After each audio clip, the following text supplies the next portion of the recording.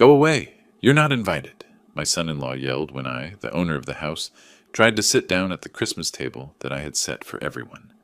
Forgetting that he lives in my house at my expense, he kicked me out like a servant. I calmly got up, walked to the front door, and took a step that shocked the guests and turned the lives of the traitors upside down. Before we continue, please subscribe to the channel and write in the comments what time it is where you are now.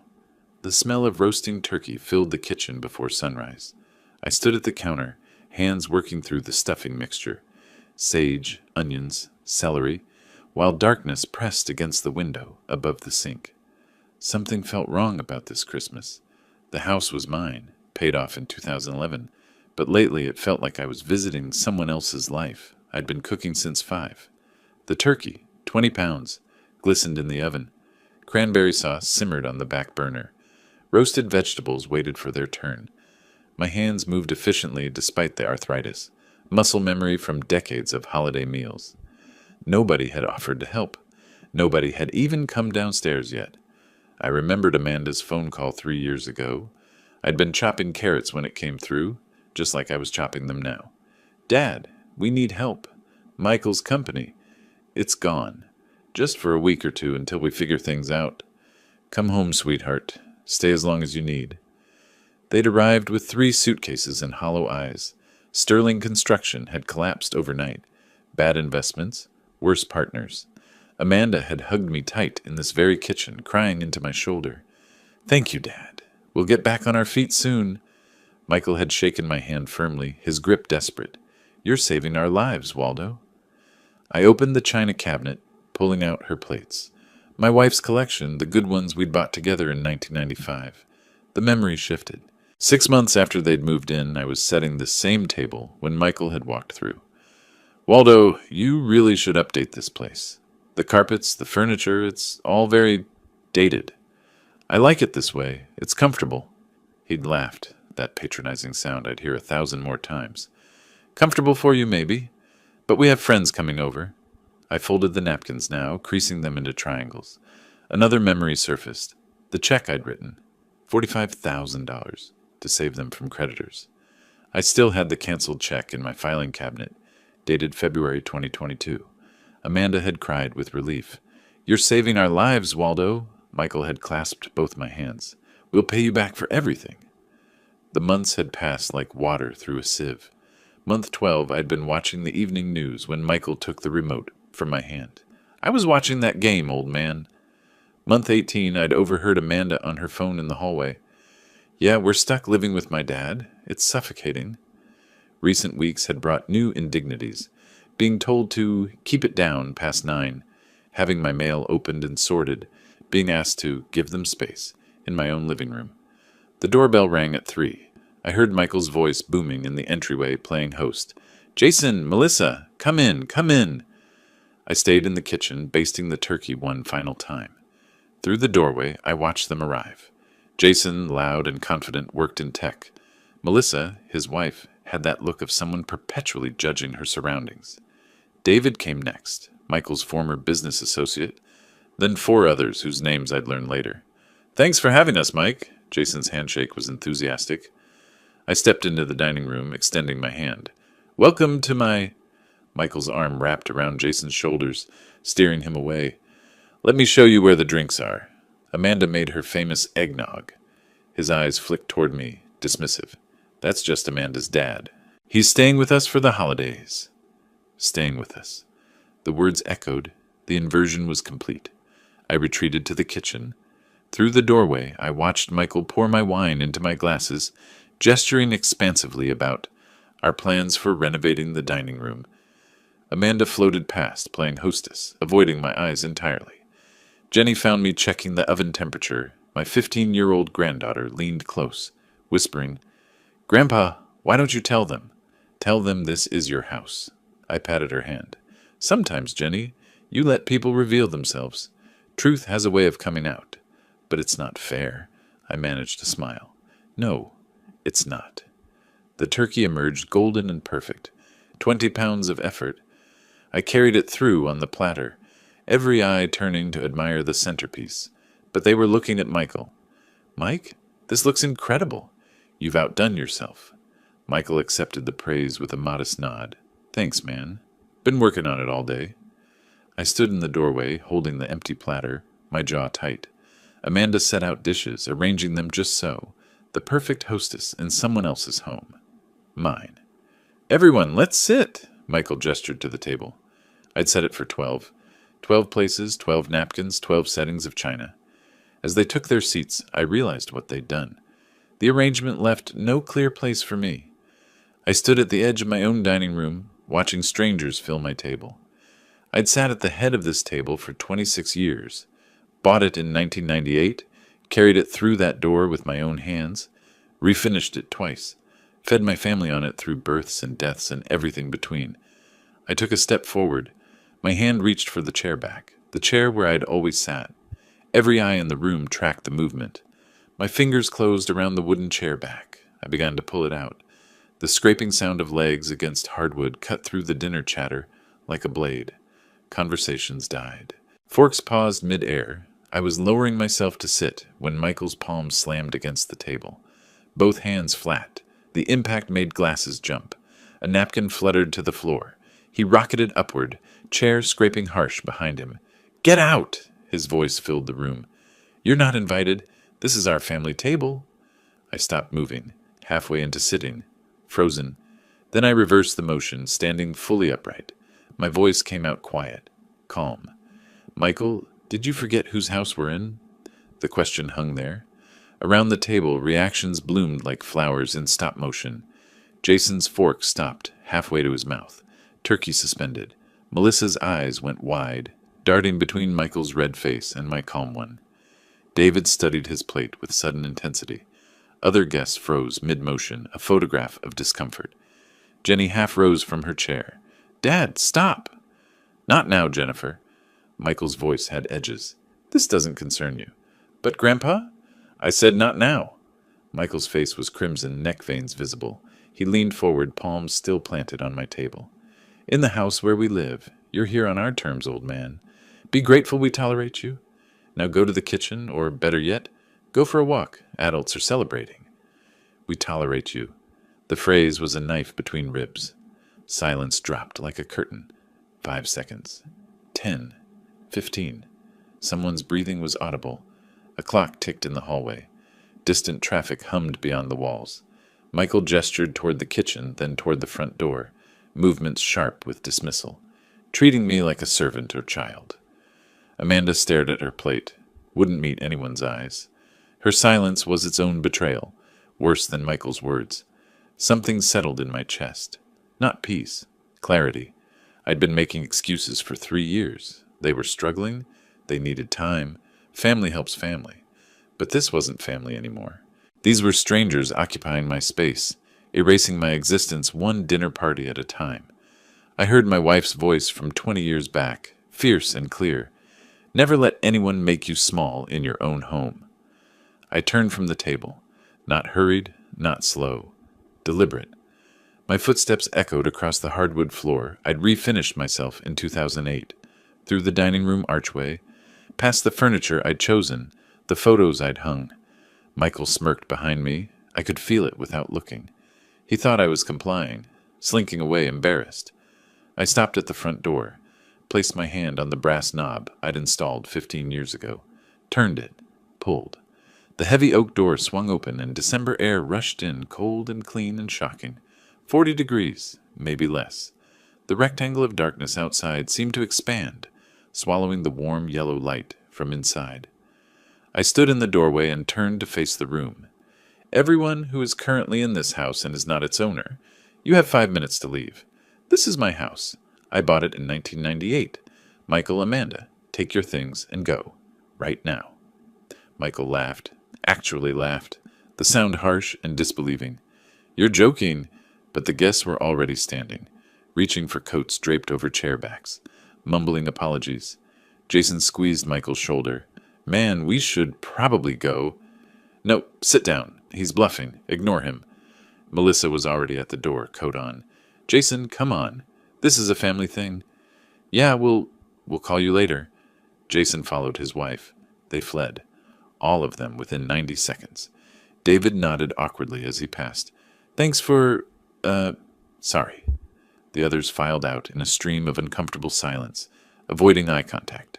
The door stayed open, cold wind pouring through. Then it was just the four of us. Michael remained standing at the table, but his confidence had cracks. You can't just kick us out. We live here. I stayed at the door, December wind at my back. You live here as my guest.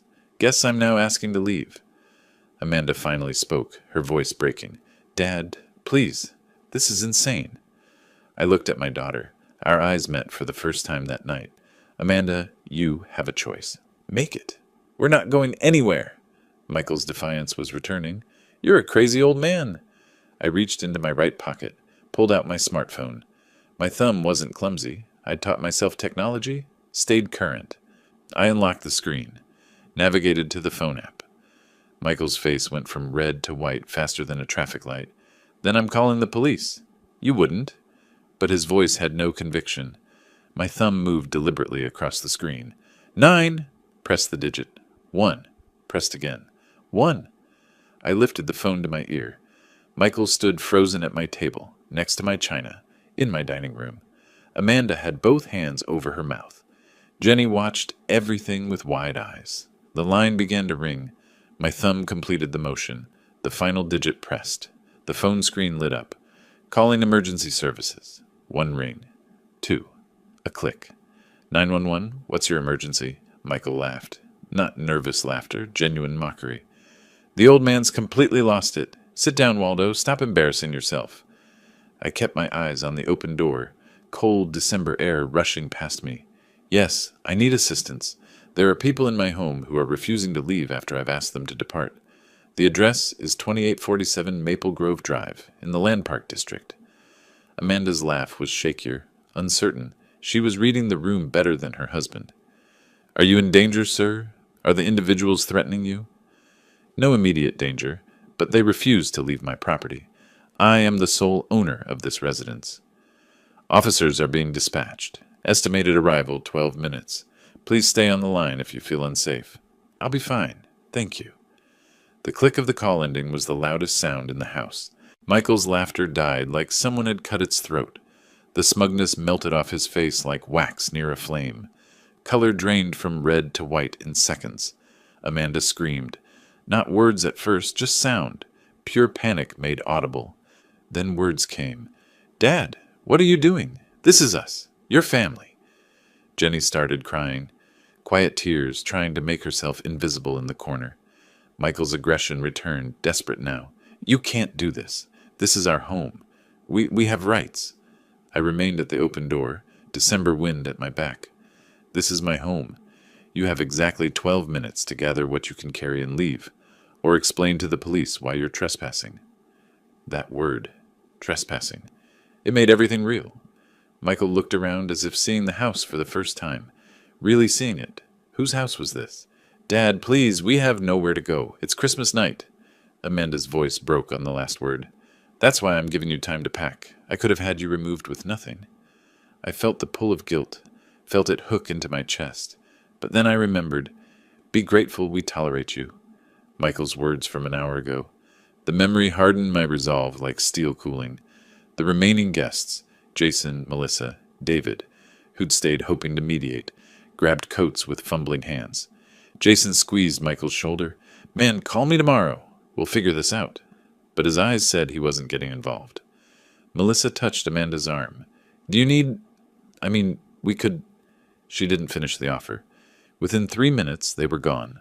All of them. Their rapid departure was a verdict rendered without words.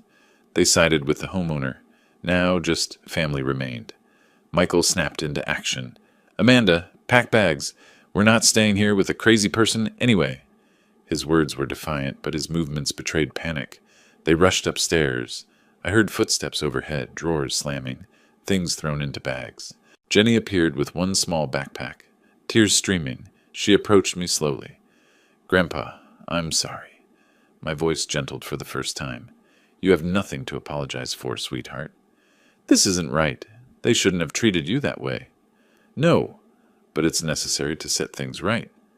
Flashing red and blue lights painted the walls through the front windows. Two officers approached. Rodriguez, male, 40s, with the bearing of someone who'd seen everything twice. And Park, female, 30s, efficient and sharp-eyed. "Sir, you called about a trespassing situation?" Rodriguez's voice was professional. "Yes, officer. I'm Waldo Ross, owner of this property. These individuals were guests. I've asked them to leave. They're refusing. May I see identification and proof of ownership?" I had my driver's license ready. "The deed is in my office. One moment." I walked to my study, opened the second drawer of my filing cabinet, pulled out the manila folder labeled Property Documents. My hands were steady. I'd prepared for this moment without knowing I was preparing. The document was clear. Property purchased. April 1998. Sole owner, Waldo Ross. Officer Park studied it carefully. "And there's no lease agreement?" "No lease. They were family staying temporarily. That arrangement has ended." Michael and Amanda descended the stairs with hastily packed bags. They saw the police and froze. Michael tried to explain, words tumbling out. "Officers, this is a family misunderstanding. He's my father-in-law. We live here. This is our home, too." Rodriguez's expression didn't change. "Do you have documentation showing legal tenancy? Lease agreement? Rental receipts?" "No, but we've lived here 3 years. We have rights. Look up squatters' rights, or adverse possession." Officer Park was almost sympathetic. "Sir, adverse possession requires specific legal conditions and typically a much longer time frame. This is private property. The owner is asking you to leave." "But we're family," Amanda's voice cracked. Rodriguez looked at me. "Sir, do you want these individuals removed from the property?" I looked at Amanda, saw my daughter, saw 3 years of disrespect, of erasure, of being made small in my own home. "Yes, officer, I want them to leave. They don't have permission to be here." "You need to vacate the premises now," Rodriguez said to them. "Take what you have with you. You can arrange to collect remaining belongings later through civil means." Michael's face twisted with rage and humiliation. Amanda clutched her bag, mascara running in black tracks down her cheeks. Jenny stood small and scared, holding her single backpack. They filed past me. Michael hissed as he passed, voice low and venomous. "You'll regret this, old man." "I regret many things, Michael. This isn't one of them." They moved down the walkway toward the street, police car lights still flashing. I could see neighbors' curtains twitching in windows up and down the block. Michael turned back, mouth opening to shout something. "Keep moving, sir." Rodriguez's voice was firm. They kept moving. The night passed in fragments. I didn't sleep well, not from regret, but from the unfamiliar quiet. No footsteps above my head. No midnight arguments through the walls. No shower running at 6 in the morning. The silence was louder than noise had ever been. I woke at dawn, the house mine again. I walked through each room systematically. Master bedroom to hallway to the guest rooms where they'd stayed. Bathroom, kitchen, living room, dining room. Small details revealed their absence. Jenny's hairbrush gone from the bathroom counter. Michael's construction magazines missing from the living room coffee table. Amanda's coffee mug not in the sink. But the dining room table still held the abandoned Christmas dinner. Turkey cold and congealing. Vegetables untouched. The plates I'd set so carefully now monuments to waste. I didn't clean yet. Just observed. The house told last night's story in physical language. At 8, I made my first decision. The locks had to change. I didn't trust Michael not to return, use his key, take whatever he wanted. I called Sacramento, lock and key. "I need all exterior locks changed, today if possible." "We can be there by 10. 3 doors, emergency service, that's $450 total." "Do it." I used the waiting time productively. In my study, I pulled out my personal ledger. I'd been tracking everything, an insurance man's habit. Numbers don't lie, and I wanted the truth in black ink. The memories came with the entries. March 2022. The first entry, $45,000. Sterling construction debt repayment. I remembered that phone call, Amanda crying. "Dad, they're going to take everything." Michael desperate, but trying to maintain dignity. "You're a lifesaver, Waldo." Not Dad, never Dad. Always Waldo. I'd written the check that same day. Michael had promised repayment within 2 years, with interest. The check cleared. The creditors backed off. The promise evaporated. July 2022. $8,000. Bankruptcy legal fees, Morrison and Associates. Michael couldn't afford the lawyer to properly dissolve his company. I paid directly. Sat in that downtown waiting room while he signed papers. Amanda afterwards. Thank you, Daddy. She'd called me Daddy then, but the smaller costs added up worse than the large ones. I flipped through monthly expenses. Electricity jumped from $150 to $300 after they moved in. Water from $50 to $130. Gas, internet, groceries, all climbing. I fed 4 people, not one. Approximately $1,500 extra monthly, times 36 months, roughly $54,000 in living expenses, plus the documented cash, $53,000. Total somewhere between $107,000 and $114,000. I rounded it in my mind to $78,000 documented cash and $30,000 in living expenses. Either way, the number was staggering. I traced the gratitude timeline with my finger. First 6 months, frequent thanks. Months 6 through 12, less frequent. Year 2, appreciation became expectation. Year 3, criticism replaced gratitude. The last 6 months, not a single thank you. At 10 sharp, a white van pulled up. Sacramento lock and key logo on the side. Ted introduced himself, carrying a toolbox and looking professional. You want complete replacement, not rekeying? That's more expensive. I want new hardware, everything new. He whistled softly. Somebody you don't trust with a key? Something like that. Say no more. I see this a lot. Divorce? Family, which is worse. He worked efficiently. 45 minutes for all 3 doors. I watched each old lock come off, each new one go on. Symbolic rebirth. The new keys were shiny brass, unused. Only I would have copies. At 11, my phone rang. Amanda's name on screen. I considered not answering. Let it ring once, twice, 3 times. Answered. Dad, please, let us come back. We have nowhere to go.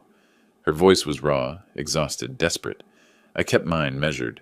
Where did you spend last night? Hesitation, shame in the silence. In the car. Walmart parking lot, on Florin Road. I felt it then, a sharp pang of guilt. My daughter slept in a car on Christmas night, but then I heard Michael's voice in my memory. Be grateful we tolerate you.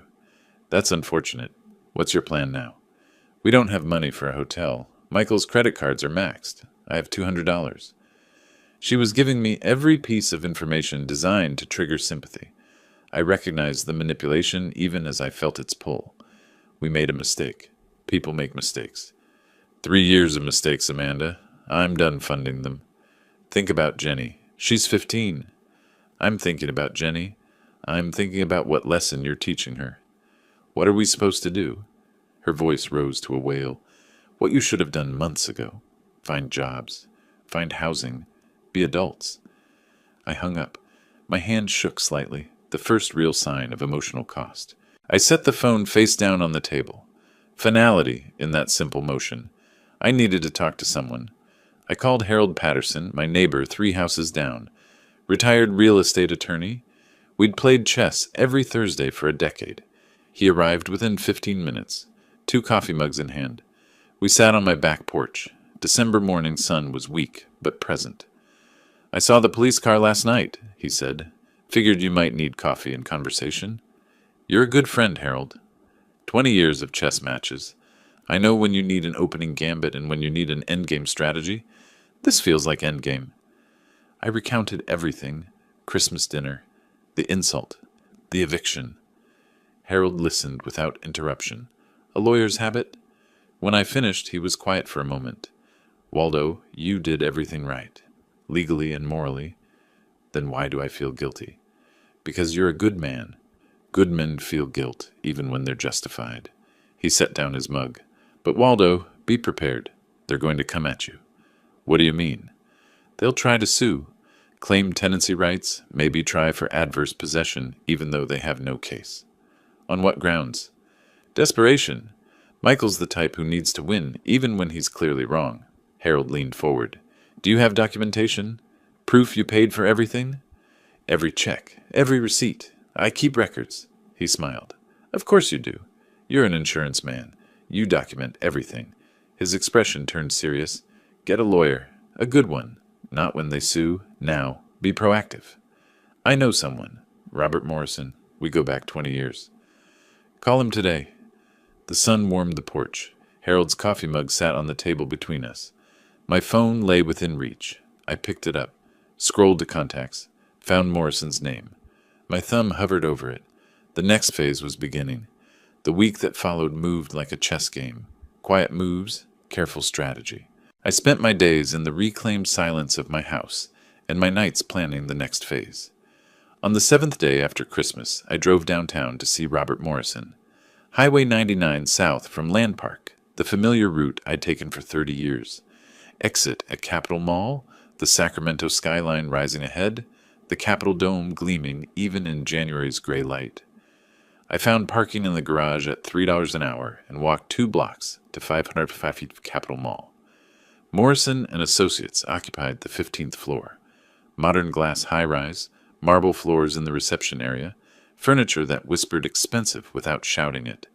The receptionist smiled with recognition. "Mr. Morrison is expecting you, Mr. Ross. Conference room B." I carried my leather document folder, heavy with papers, heavy with the weight of 3 years documented.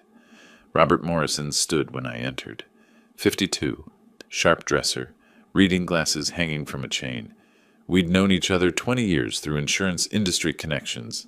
He'd handled some contracts when I sold Ross Insurance Group, but we hadn't spoken in 2 or 3 years since the sale. Harold called me, said you had a family situation that might turn legal. I set the folder on the conference table. It already is legal. I evicted my daughter and son-in-law on Christmas night. Now I'm preparing for the retaliation. On Christmas, that's bold. Necessary. Robert reviewed the eviction details, nodding occasionally. You followed proper procedure. Police documentation helps tremendously. He paused. But they could claim constructive tenancy. 3 years of residency creates gray area. In California, if they contributed to household expenses or property upkeep, they might argue for tenant rights or even constructive possession. I slid the folder across his mahogany desk. They didn't contribute. I have proof. He opened it. Bank statements, canceled checks, email printouts, receipts. Everything organized with colored tabs. His eyebrows rose with each page he turned. March 2022. Bank statement. $45,000 check to Sterling Construction. Memo line reading, debt repayment. July 2022, $8,000 to Morrison and Associates. Robert looked up. I didn't realize you paid for Michael's bankruptcy filing. You handled it. I paid for it. He continued through monthly utility bills, all in my name, all charged to my credit card, grocery receipts spanning 3 years. Then he reached the emails. One from Amanda, November 2023, jumped out. Thanks for letting us stay in your house, Dad. We'll get back on our feet soon. Your house, Robert read aloud. She acknowledged ownership explicitly. She did. He leaned back, removed his reading glasses. Waldo, this is comprehensive. Most people don't keep records like this. I was in insurance for 35 years, Robert. Documentation was my job. Still, this level of detail suggests you were expecting this? Not expecting? Preparing? There's a difference. He studied me for a moment. With your resources, we can fight anything they throw at you. Though honestly, on a fixed pension... I'm not on a fixed pension, Robert. He paused. What? Ross Insurance Group. I sold it in 2020. You handled part of the transaction. I watched his memory engage. That sale was $2.3 million. You never told them? I wanted to see who they really were without money's influence. So you hid your wealth to protect them from greed, and they became greedy anyway? I managed a bitter smile. Ironic, isn't it? I watched families destroy each other over insurance money for decades. Thought I could prevent it in my own family. But you couldn't? No. I just learned the truth sooner. Robert shifted gears. Lawyer mode fully engaged. With these resources, we should file a civil suit first. Recover your $78,000. Control the narrative. No. Let them file first. I want them to hang themselves. That's risky. If they strike first, they will strike first. Michael's ego demands it, and when he does, I'll be ready. He considered this. My standard rate is $450 per hour. Litigation retainer is typically $15,000. I was already pulling out my checkbook. Draw up the agreement. I'll wire additional funds if needed. You're certain? family lawsuits get ugly. It's already ugly, Robert. I'm just making sure I don't lose. I wrote the check without hesitation. $15,000. Neat handwriting. Tore it along the perforated line, slid it across the desk. The ease of the motion revealed what words couldn't. I'll prepare a comprehensive defense package, Robert said. Everything we need. I stood, gathering my folder. Also, prepare a civil complaint for the $78,000. Have it ready to file, but don't file yet. You really think they'll sue first? Michael Sterling doesn't know how to admit defeat. He'll sue, and when he does, we'll counterpunch. We shook hands, not the polite greeting from when I'd arrived, but the firm grip of equals, of partners in strategy. My hand was on the doorknob when Robert spoke again. Waldo, why wait a week to come see me? I turned back, looked over my shoulder. I wanted to give them time to make a mistake. Desperate people always do. I stepped into the hallway, elevator visible down the corridor, afternoon light streaming through the floor-to-ceiling windows. A man with a plan moving forward. January arrived cold and gray. I learned through Harold's connections that Michael and Amanda had found an apartment in Del Paso Heights, a rough neighborhood, a world away from Land Park. I didn't seek this information, it simply arrived, the way news does in a city where people talk. 3 weeks into the new year, the envelope arrived. Late afternoon, a process server at my door. Official legal document, thick paper, formal language. Sterling Vas Ross, civil complaint. I called Harold immediately. Within 15 minutes, we sat on my back porch despite the cold. The chessboard between us held a game half finished from Thursday. We pushed the pieces aside to spread the legal papers. I read the claims and laughed. Not bitter laughter, genuine amusement at the audacity. This is serious, Waldo. They're actually suing you, claiming part ownership of your house. They're claiming I owe them for the privilege of living in my own home. Harold flipped through pages. They're citing adverse possession, constructive ownership through improvements. What improvements? Michael fixed a leaky faucet once. I bought the parts. My eyes caught the signature at the bottom. Linda Fitzgerald, attorney at law. I recognized the name immediately. Pulled out my laptop, searched California State Bar records, while Harold watched over my shoulder. Linda Fitzgerald. Member since 2010. 127 cases on record, and 3 losses. Win rate approximately 19%. 80% loss rate? How is she still practicing? Because desperate people hire desperate lawyers, and desperate lawyers are cheap. $5,000 isn't cheap for people living in Del Paso Heights. No, which means they're betting everything on this lawsuit. They'll lose everything. Harold moved a knight on the chessboard, studying the position. They've made their opening move, aggressive but poorly planned. I countered with my bishop, a swift, confident placement. Every aggressive opening has a weakness. You wait for them to expose it. This isn't chess, Waldo. No, but the principle is the same. Patience defeats panic every time. I called Robert Morrison, put him on speaker so Harold could hear. Got the filing, Robert said. Linda Fitzgerald sent a courtesy copy. It's ambitious. That's generous. I'd call it delusional. Adverse possession requires 5 years minimum in California. They lived there 3. It's dead on arrival. When's the hearing? Judge Williams set it for February 12th. Preliminary hearing to determine merit. Harriet Williams, I know that name. Tough reputation. She doesn't tolerate frivolous claims. This should be quick. The weeks until the hearing crawled by with the same cold determination as January itself. I maintained my routine, chess with Harold, walks through Land Park, preparing for whatever came next. Amanda called once more. I let it go to voicemail. Dad, please drop this. We can work this out. Please. Her voice was broken, exhausted.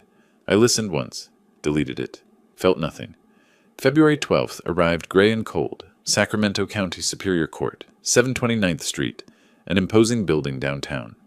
Robert and I arrived at 8:45 for the 9 o'clock hearing. Security screening, metal detectors, elevator to the 4th floor, Department 42. The courtroom smelled of wood polish and old law books. California State seal above the bench. Judge Williams' nameplate gleaming brass. Michael and Amanda were already there with Linda Fitzgerald. First time I'd seen them since Christmas night.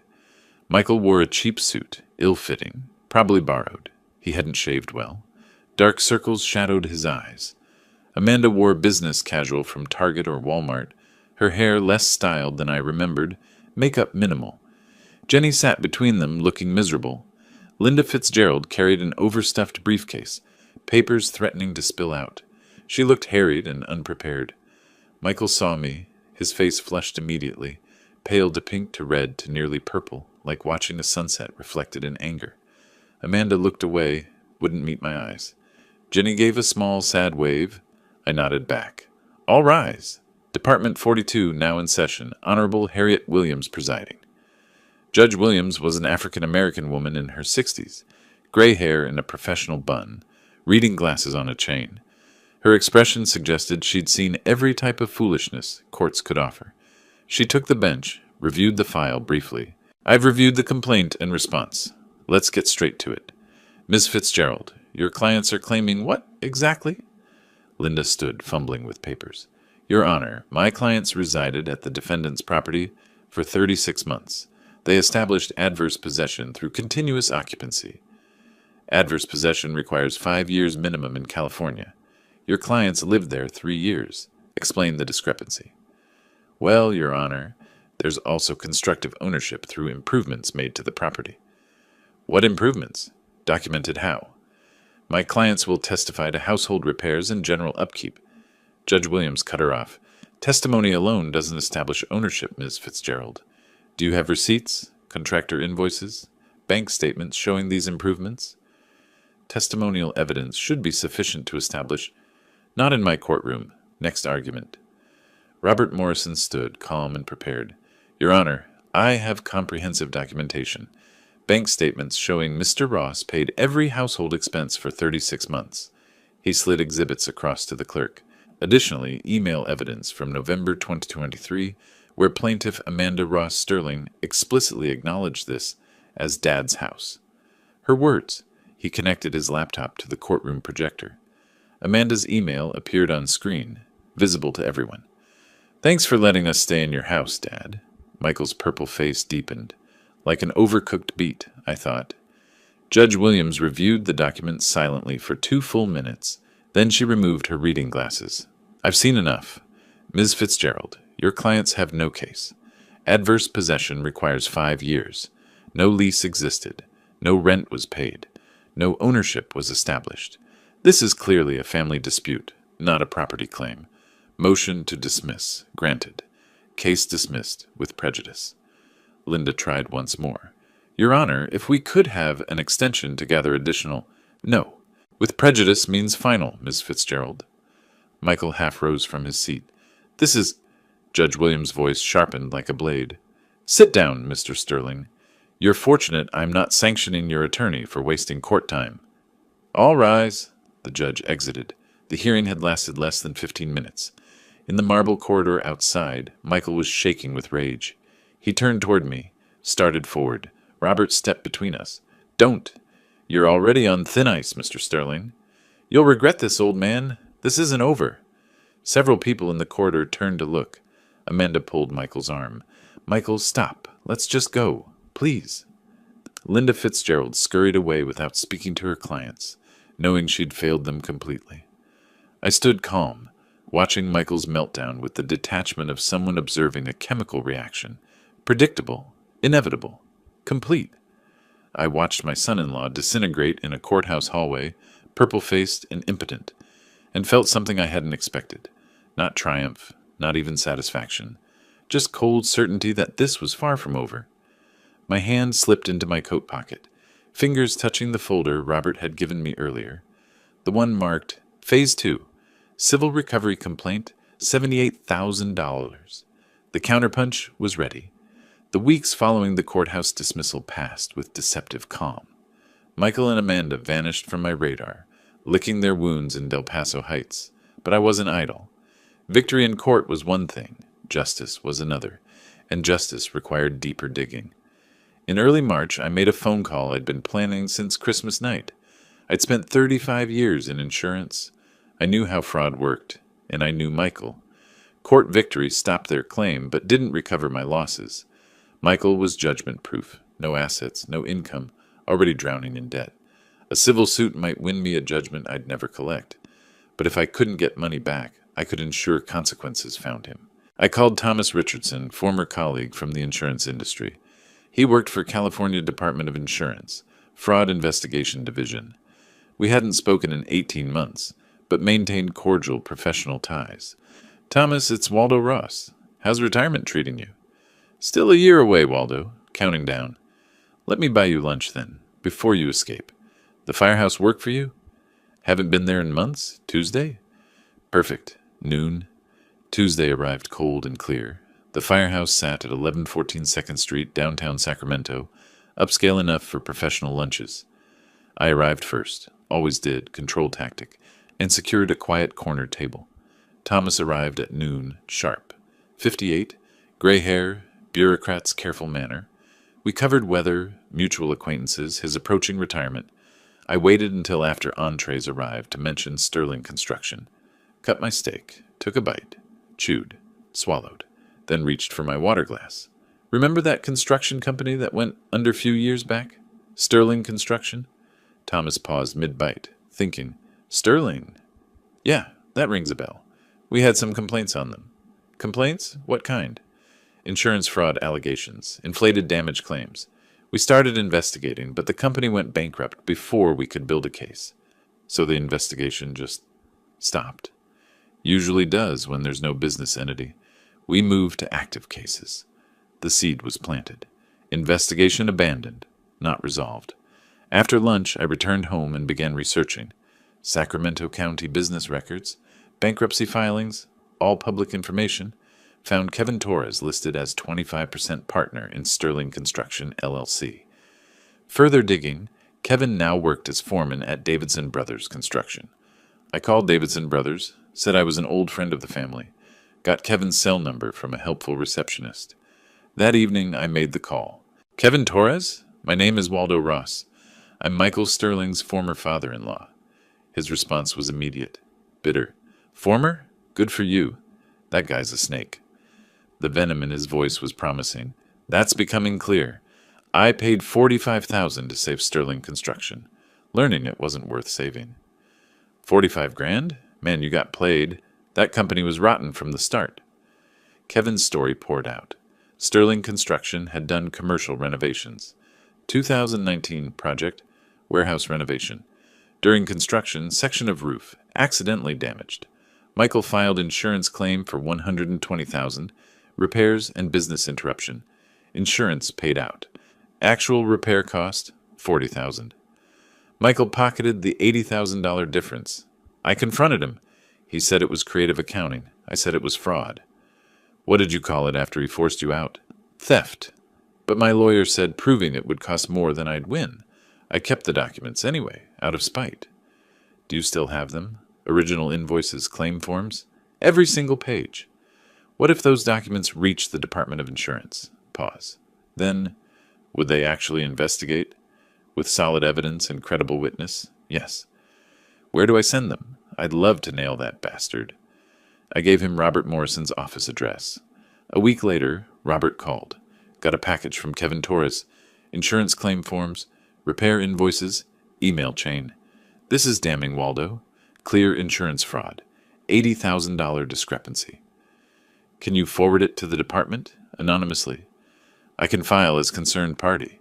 Won't include names unless they need witness testimony. Do it. This could mean criminal charges. Good. While researching Michael's business records, I'd noticed something else. IRS filed lien against Michael Sterling personally. $23,000 in unpaid payroll taxes from 2021. Lien still active. Debt unpaid. I called Robert.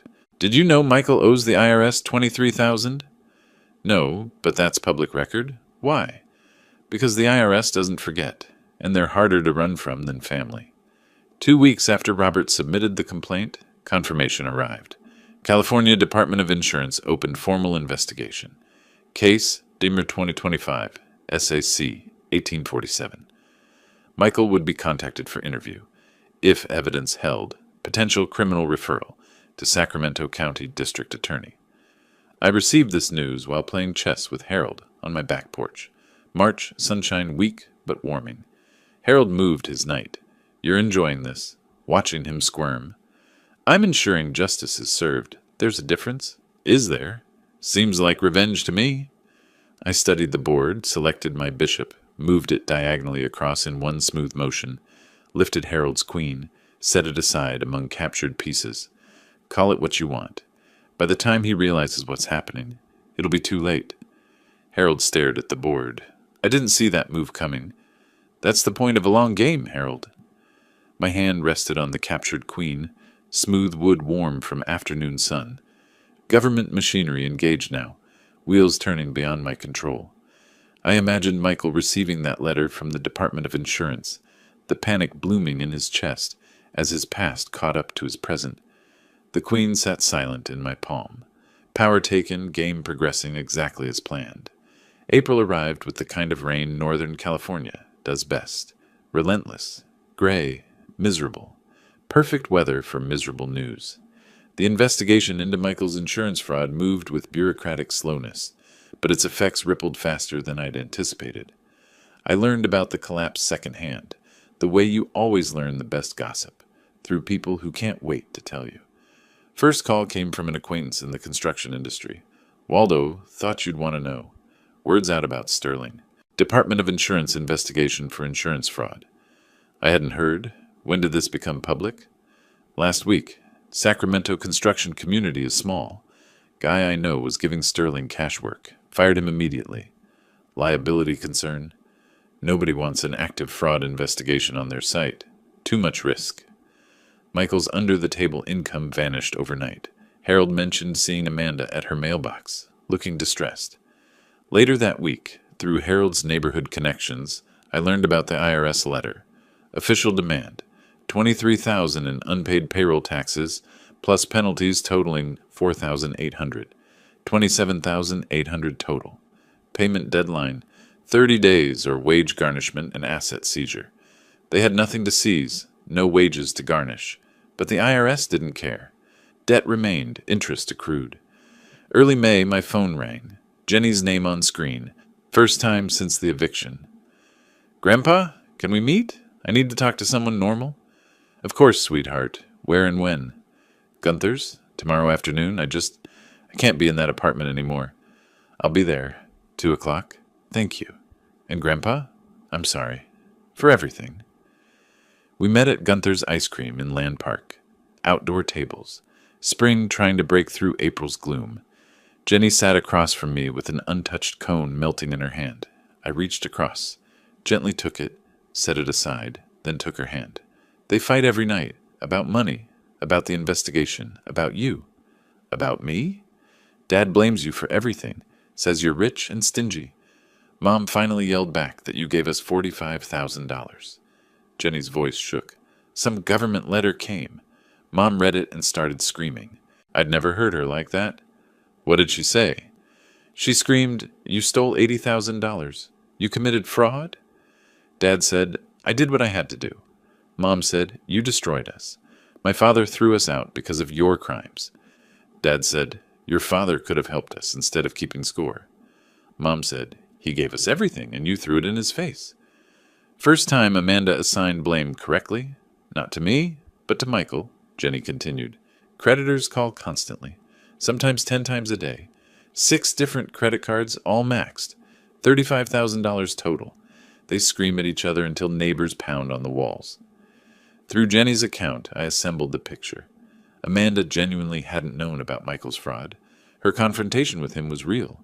Shock, betrayal, rage. But Michael deflected, still blamed me for not giving them more.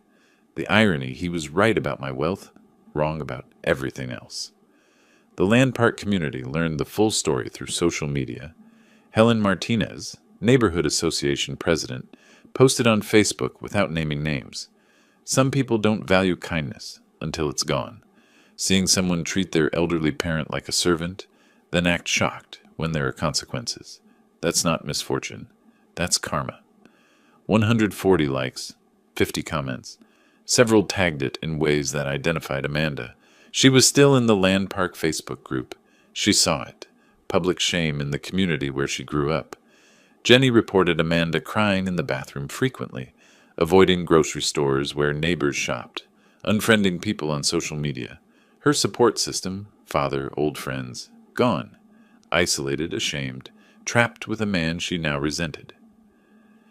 Early June, text from Jenny.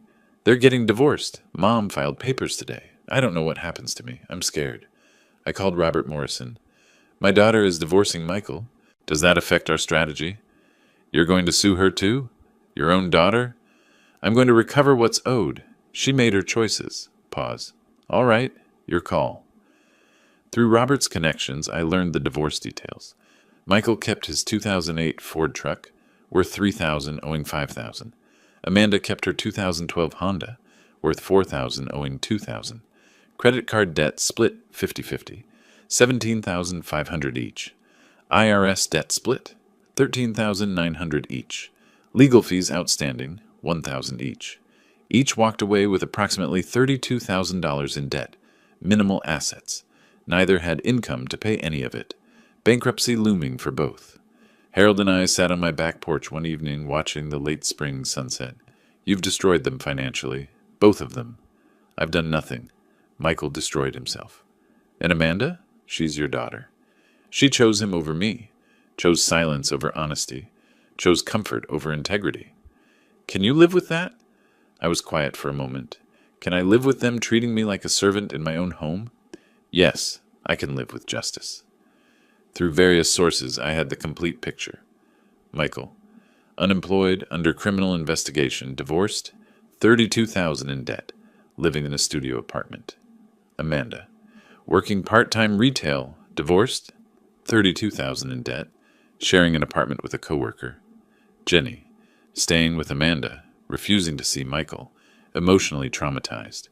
Both filed for bankruptcy in June, but bankruptcy wouldn't erase IRS debt or potential restitution from fraud conviction. Late June evening, email arrived from Robert Morrison. Subject line, DOI investigation update. Harold watched from behind my shoulder as I opened my laptop. The cursor hovered over the email. More bad news for them? Justice isn't bad news, Harold. It's just news. When does it end? My finger moved to the trackpad. When the scales balance, I clicked. The email began to load, text appearing line by line on screen. Harold leaned closer, reading. I felt the weight of what was coming. Criminal charges, restitution, the final phase of consequences Michael had earned through his own choices. The screen glowed in the dimming light, words forming the shape of what came next. July brought heat that turned Sacramento into an oven. The Department of Insurance investigation had concluded with criminal charges filed against Michael, 2 counts of insurance fraud. I learned this not from news, but from Robert Morrison's email, the one I'd opened at the end of June. The legal machinery was grinding Michael down with bureaucratic precision. I should have felt satisfied. Instead, I felt restless, like a chess player who'd won the game but found no opponent left to challenge. The knock on my front door came on a Wednesday afternoon, unexpected and somehow inevitable. I was home, windows open for cross breeze, ceiling fan rotating lazily overhead, not expecting anyone. Harold played chess on Thursdays, not Wednesdays. I opened the door to find Amanda standing on my porch, first time seeing her since the courthouse in February, 5 months ago. She looked older, thinner, hair pulled back plainly, cheap work clothes visible under a light jacket, retail uniform. Exhaustion lived in every line of her face.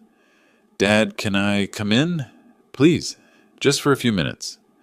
I stepped aside without speaking. She entered slowly, looking around the house as if seeing it for the first time. Noticed things had changed. I'd redecorated slightly, made the space mine again. The absence of her family's belongings was evident in the empty corners, the rearranged furniture.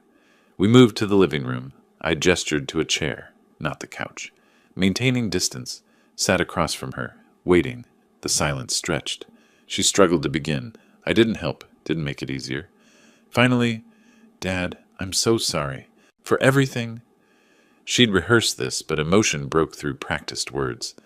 I was blind. Michael manipulated me, but that's not an excuse. I let him treat you terribly. I stayed silent when I should have spoken up. Her voice caught. I chose comfort over integrity. I chose him over you. and I lost everything that mattered. I listened without interrupting. Part of me saw my little girl, the daughter I'd raised, now broken and seeking forgiveness. Another part remembered Christmas night, her silence at that table, years of being invisible in my own home, the pull of fatherhood versus the demand of justice. My hands gripped the chair arms, jaw tight. She continued, "I'm not asking you to take me back. I'm not asking for money or help. I have a job now. Retail, minimum wage, but it's mine. I'm figuring things out." She met my eyes. "I just needed you to know. I understand what I lost. I understand who you were trying to be for us. You gave us everything, and we threw it back at you." This clarity, this acknowledgement without asking for rescue, affected me more than tears would have. After she left, promising nothing, asking nothing, I called Harold. He came over immediately, found me on the back porch, staring at nothing. She apologized. She understands now. "What did you say to her?" "Nothing. I didn't know what to say." "Do you want to forgive her?" "I want to forgive her. But every time I start to soften, I remember the years, the silence, the contempt." Harold's wisdom settled over us like evening light. Forgiveness doesn't mean erasing consequences. She can be forgiven and still face what she's done. Over the next few days, my decision crystallized. I'd been holding the civil complaint since February. Robert had prepared it, never filed. Time to file. Not from revenge, but from justice. They'd taken from me financially and emotionally. They must repay what could be repaid. Forgiveness could coexist with accountability. I called Robert Morrison. "File the complaint. $78,000 against both of them, jointly and severally." "You're certain?" After Amanda's apology. "Because of it. She understands consequences now. This is part of those consequences."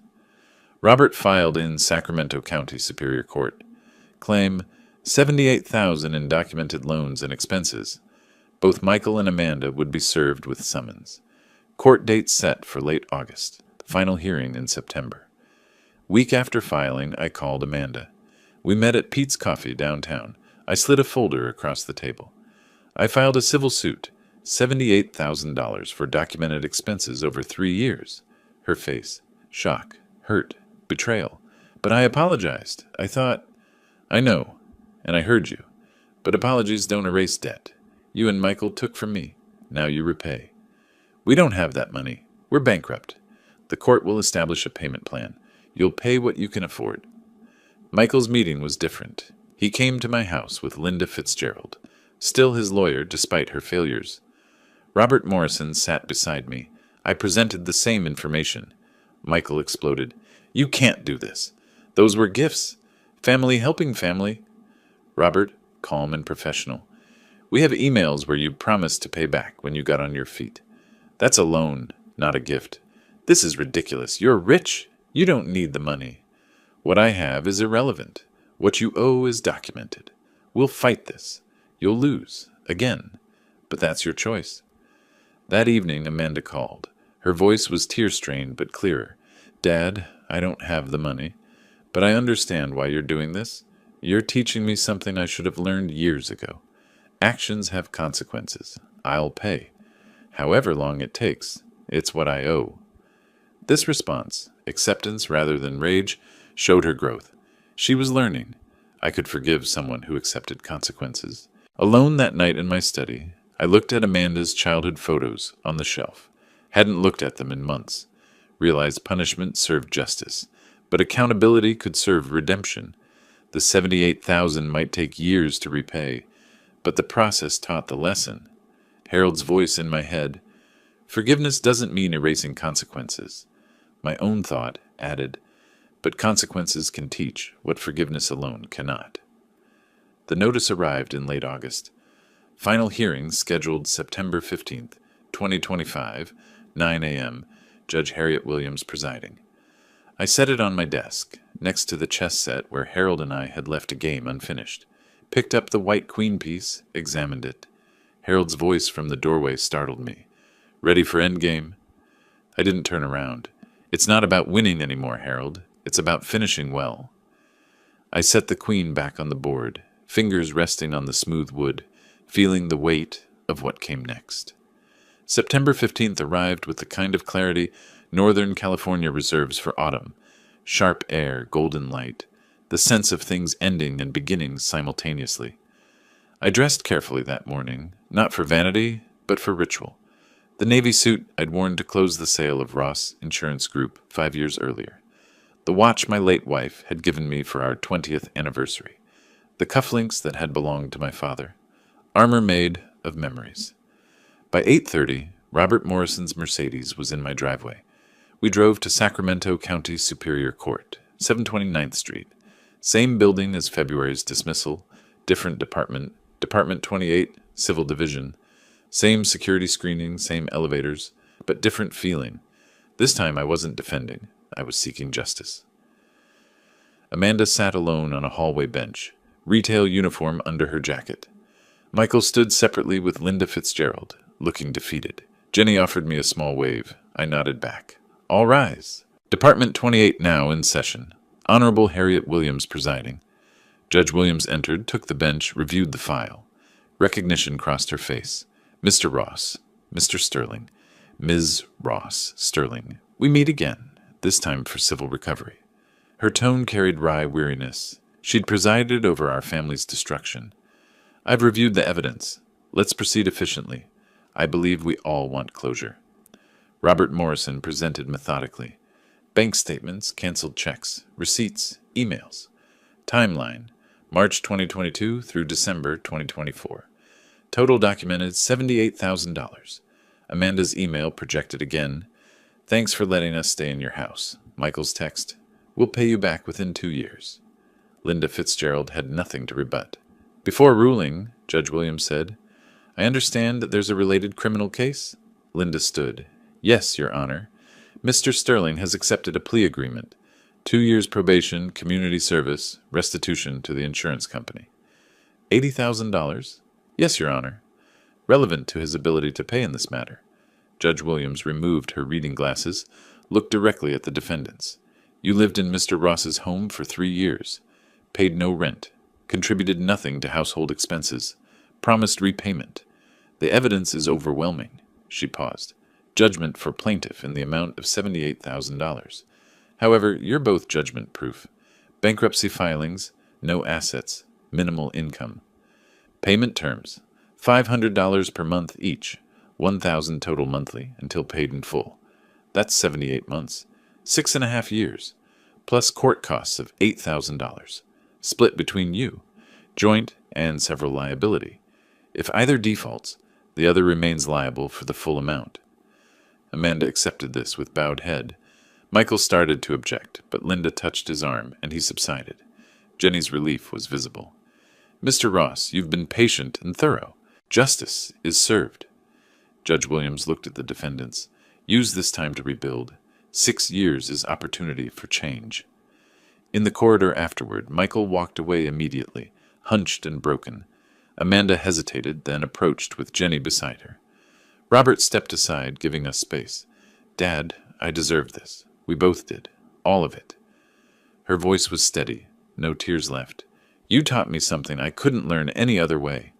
I didn't value what I had. I took you for granted. This judgment, the payments, the years, that's fair. That's justice. It's not about punishment, Amanda. It's about accountability. I know that now. I was a terrible daughter. But maybe I can be better, starting now. Michael stood by the elevator. He turned, took 2 steps closer, mumbled, Sorry for everything. But his eyes were down, voice flat, no real remorse, just going through motions. He entered the elevator. Doors closed. Last sight of him. Jenny stepped forward, hugged me. First physical contact in 9 months. Grandpa, I understand why you did this. All of it. Thank you for showing me what standing up for yourself looks like. I held her. You can always visit me, Jenny. To Amanda. With your permission. Of course. You're her grandfather. She needs you. First acknowledgement of potential reconciliation. I forgive you, I told Amanda. But forgiveness doesn't mean forgetting. Trust is rebuilt over years, not moments. You'll make your payments. You'll live your life. And we'll see who you become. That's fair. That's more than fair. When you're ready, when you've shown you've changed, we'll talk. Really talk. I'll be ready, however long it takes. We didn't embrace. Not yet. But there was understanding between us. Robert drove me home. We were quiet until he said, "You did what you set out to do." Did I? I'm not sure what I set out to do anymore. You got justice, your home back, your dignity. I got accountability. Whether that's justice, time will tell. We arrived at 2847 Maple Grove Drive. I looked at my house. It was completely mine again. That evening, Harold came over for chess. We sat on the back porch in golden September light, mint tea steaming between us. The game was nearly over. I had clear advantage. Did you get what you wanted? I considered. I got my peace back, my home, my dignity, and they got a lesson they'll remember for the rest of their lives. 6.5 years of payments. That's a long lesson. Some lessons take time to learn properly. And Amanda, do you think she's really changed? I think she's starting to. Whether she finishes that change, that's up to her. So what did you learn from all this? I moved my bishop across the board. That the best revenge isn't destroying someone. It's showing them the truth about themselves. Michael saw his fraud, his manipulation, his refusal to take responsibility. Amanda saw her complicity, her silence, her choice to enable him, and I saw that I'm stronger than I thought, and more alone than I'd like. But not completely alone. I looked at my old friend. No, not completely. I moved my final piece. Checkmate. Harold studied the board, nodded appreciation. I didn't see that coming. Very long game. The longest games teach the most. We sat in comfortable silence, evening cooling around us. Light from my house spilled onto the porch. Inside, my home, my space, my peace. Outside, the neighborhood where I'd lived for 27 years. Everything the same. Everything different. I picked up my teacup, took a sip of mint tea, and watched the sun set on a day that felt like both ending and beginning. The game was over. I had won. But more importantly, I had survived with my integrity intact. That, I decided, was the real victory. If you like this story, please like this video, subscribe to the channel, and share your impressions of this story in the comments. To listen to the next story, click on the box on the left. Thank you for watching.